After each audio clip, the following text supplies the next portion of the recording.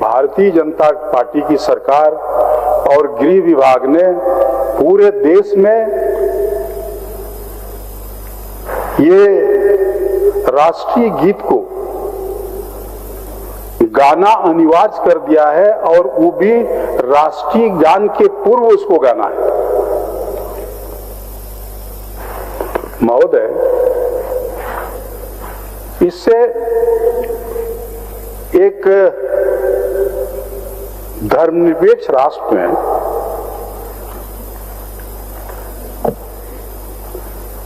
सांप्रदायिकता का बू आ रहा है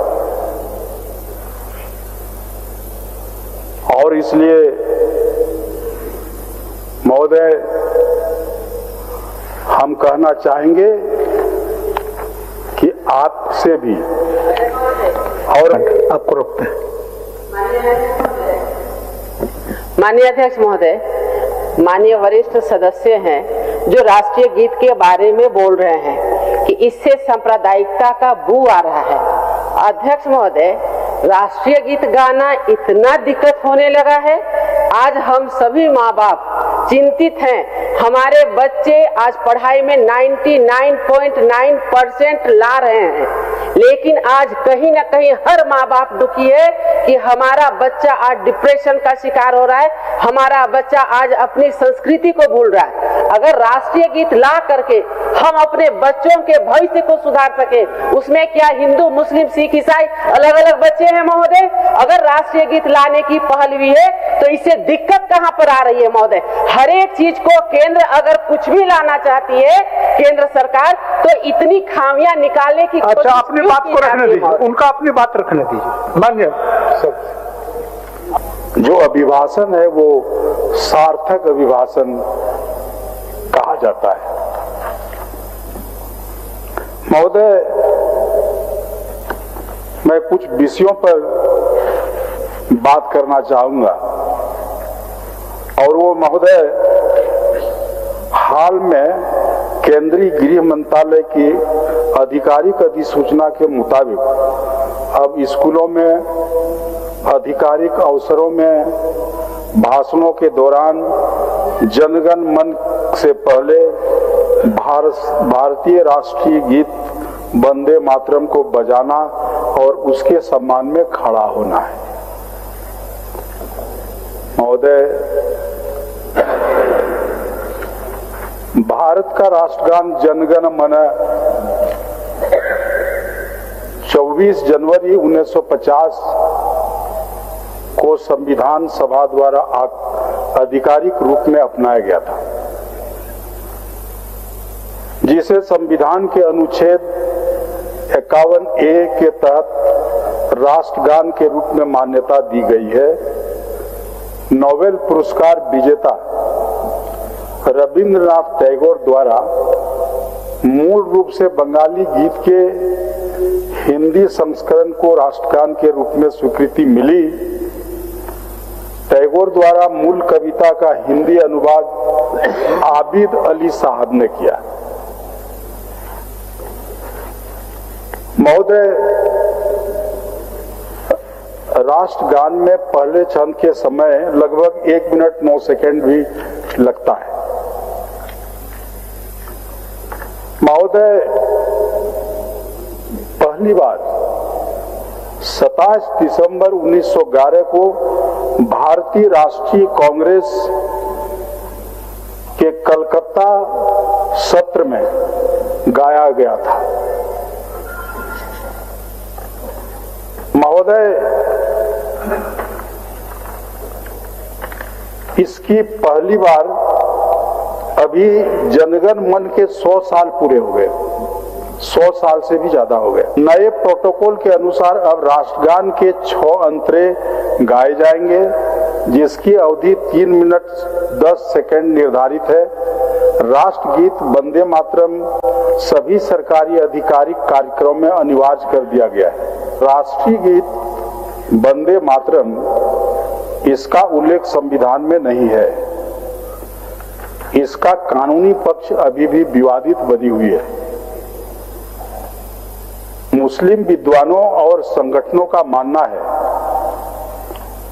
कि गीत के कुछ छंदों में भारत के देवी दुर्गा के रूप में पूजना इस्लाम के एकेश्वरवाद के विरुद्ध है और इसीलिए राष्ट्रगीत महोदय 1937 में मुस्लिम लीग ने वंदे मातरम के अंतिम 4 छंदों को हटा दिया था। वर्तमान बीजेपी सरकार द्वारा अब सामान्य रूप से गाए जाने वाले संस्करण में सभी 4 छंदों को शामिल किया गया है। आनंद मठ से जुड़ाव बंकिम चंद्र चटर्जी रचित इस गीत को आनंद मठ उपन्यास से लिया गया है।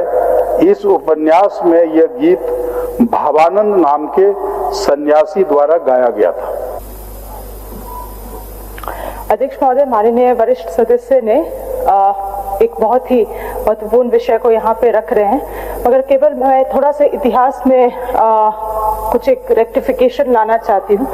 उन्होंने कहा कि जो 4 पंक्तियों को हटाया गया था वो मुस्लिम लीग के द्वारा प्रस्ताव के रूप में 4 पंक्ति नहीं 4 स्टैंजा 4 स्टैंजा को जो हटाया गया था वो मुस्लिम लीग ने प्रस्ताव लाते हुए उसे हटाया था। अध्यक्ष महोदय, मैं उस इतिहास को थोड़ा यहाँ पे क्लैरिफाई करना चाहूंगी कि अध्यक्ष महोदय उस स्टैंजा को इसीलिए रिप्लेस किया गया या उसको हटाया गया क्योंकि ये उस वक्त रविंद्रनाथ टैगोर जी के साथ इन चीजों में सभी चीजों में तत्कालीन प्रधानमंत्री जवाहरलाल नेहरू जी द्वारा चर्चा करते हुए इन बातों को कहा गया अध्यक्ष महोदय कि हमारा जो मूल भारत का नींव है, लोकतांत्रिक नींव और धर्मनिरपेक्ष देश, उन चीजों को ये प्रभावित करता है किसी धर्म विशेष का अगर हम लोग इन चीजों में गान करते हैं तो।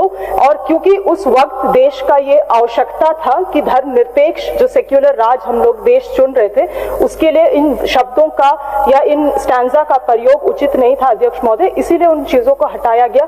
ये इसमें मुस्लिम लीग का कहीं दूर दूर तक कोई नाता नहीं था। मैं केवल इतिहास में जाके कुछ फैक्ट्स को स्ट्रेस करना चाह रही हूँ अध्यक्ष महोदय, ताकि जो सही चीजें इस सदन से दर्ज हो सके।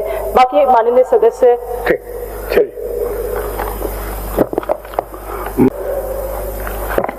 हम बोल रहे थे कि 2017 में उच्चतम न्यायालय ने कहा कि किसी को भी राष्ट्रीय गीत गाने के लिए बाध्य नहीं किया जा सकता, जो जनगण मन के समान सम्मान के बावजूद लागू होता है।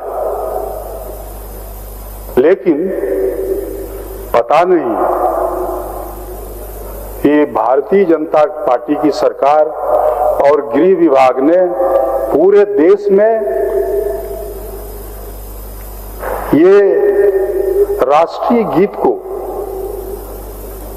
गाना अनिवार्य कर दिया है और वो भी राष्ट्रीय गान के पूर्व उसको गाना है। महोदय, इससे एक धर्मनिरपेक्ष राष्ट्र में सांप्रदायिकता का बू आ रहा है और इसलिए महोदय हम कहना चाहेंगे कि आपसे भी और भारतीय जनता पार्टी के सदस्यों से भी, मेरे माननीय सदस्यों से भी ये बात कहना चाहेंगे कि अपनी सरकार को ये सलाह दे कि कम से कम इस ढंग के। माननीय सदस्य हमलाल बाबू, 1 सेकंड आपको रोकते हैं। माननीय अध्यक्ष महोदय, माननीय वरिष्ठ सदस्य हैं जो राष्ट्रीय गीत के बारे में बोल रहे हैं कि इससे सांप्रदायिकता का बू आ रहा है। अध्यक्ष महोदय, राष्ट्रीय गीत गाना इतना दिक्कत होने लगा है, आज हम सभी माँ बाप चिंतित हैं। हमारे बच्चे आज पढ़ाई में 99.9% ला रहे हैं, लेकिन आज कहीं ना कहीं हर माँ बाप दुखी है कि हमारा बच्चा आज डिप्रेशन का शिकार हो रहा है, हमारा बच्चा आज अपनी संस्कृति को भूल रहा है। अगर राष्ट्रीय गीत ला करके हम अपने बच्चों के भविष्य को सुधार सके, उसमें क्या हिंदू, मुस्लिम, सिख, ईसाई अलग अलग बच्चे हैं महोदय? अगर राष्ट्रीय गीत लाने की पहल हुई है तो इससे दिक्कत कहां पर आ रही है महोदय? हर एक चीज को केंद्र अगर कुछ भी लाना चाहती है केंद्र सरकार, तो इतनी खामियां निकालने की अच्छा, अपनी बात को रखने दीजिए, उनका अपनी बात रखने दीजिए। मान्य अभी उनको बात रखने दीजिए, अपना अपना बारी में बोलेंगे। महोदय, माननीय सदस्य के विचारों को मैं ध्यानपूर्वक सुन रहा था। मैं कहना चाहूंगा, हम राम रहीम एकता वाले लोग हैं। धर्मनिरपेक्ष राष्ट्र में अपने तरह से पूजा और इबादत करने वाले लोग हैं। वोट के लिए सांप्रदायिकता का जहर न घोले। देश की आजादी में कई महान मुसलमान स्वतंत्रता सेनानियों का योगदान और बलिदान है। हमें मत तोड़ो, हो सके तो जोड़ो, नहीं तो आप देश की कमान छोड़ो, हम संभाल लेंगे।